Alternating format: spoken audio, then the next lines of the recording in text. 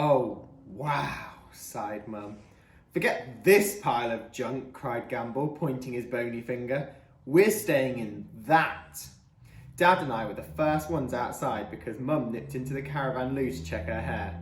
The whole street was blocked by a huge motorhome. No, more like a coach. It was gleaming and silver with blacked out windows and a satellite dish on the roof. The driver's door hissed and slid open like something out of Star Wars, and Rosie Taylor's mum and dad strutted out, followed by Rosie.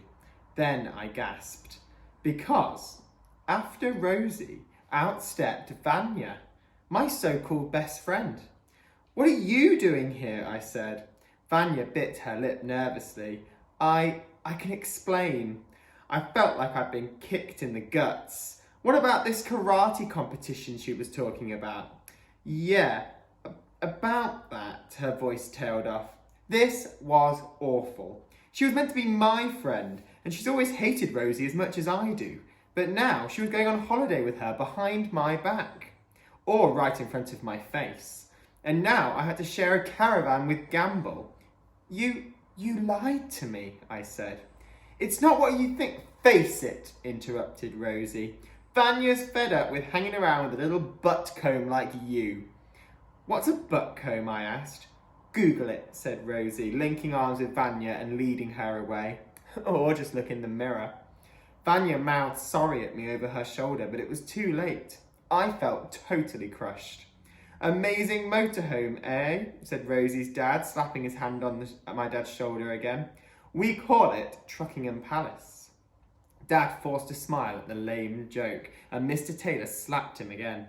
The constant slapping seemed like it would get pretty annoying after a while. She's basically a luxury mansion on wheels, Mr. Taylor went on. When the salesman came round, I said, just give me the best one you've got, whatever it costs. Only £600,000. It's a bargain. £600,000? I let this sink in for a moment. That's like, hang on, 10 for 6, 10 times. No way. It cost the same as 1 million donuts. I mean, it was a pretty sweet motorhome, but come on. Nothing could possibly be worth that many donuts. They'd last me at least a week. Mum joined us out on the street. She glanced from the motorhome to our little caravan, which now looked pathetic in comparison. It's incredible, she croaked. You should see inside, said Rosie's mum, as she pulled her up through the Star Wars door. Rosie tottered back over on her high heels, dragging Vanya behind her. When I found out we were staying in a motorhome, I was like, seriously, shoot me now? Rosie Taylor does not do camping. But then Daddy rocked up in this mean machine and I was like, OMG, it's beautilicious.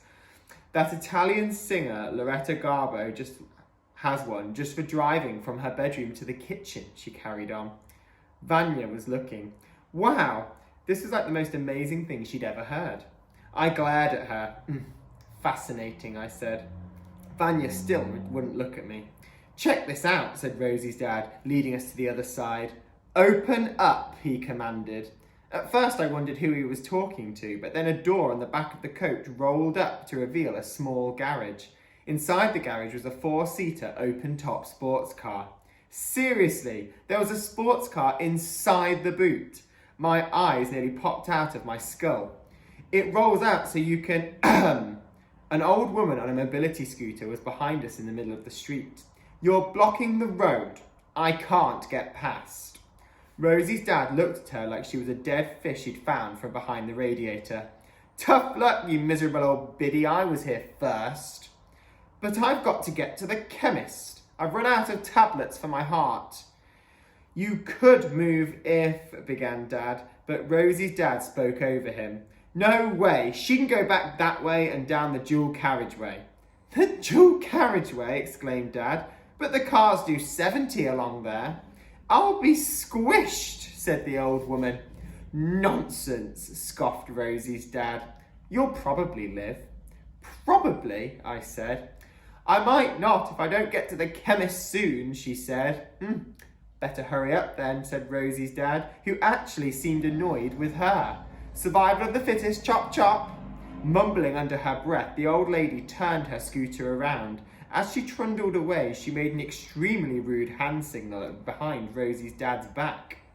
Rosie's dad shook his head. What a horrible old woman. Dad and I stared at him, speechless, but Rosie didn't seem to think there was anything wrong with his behaviour. She pointed a pink fake nail towards our caravan. OMG, what is that tramtastic turdmobile? I've told you before, don't poke fun at poor people, whispered Rosie's dad. Then he smiled at us. I don't think we were meant to have heard him.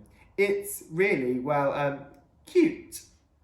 He said cute, but he meant embarrassingly bad. Dad cleared his throat. We don't need anything flashy.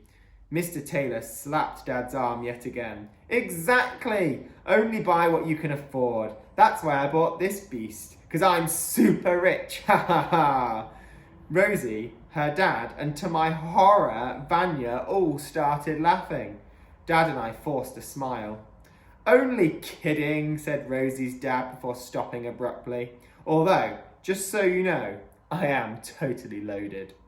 There was a long silence, then Rosie looked at her watch. We need to get moving, like right now. I need to be at the first caravan site by lunchtime. Oh yes, said Dad, raising a finger. I noticed on the timetable that the caravan site is over 100 miles in the wrong direction, and it's very expensive. Can't we find a cheaper one that's actually on the way to the wedding? Absolutely not, snapped Rosie. It's an important part of my journey, so that's where we're staying. Hashtag end of, hashtag get over it, hashtag I'm the boss.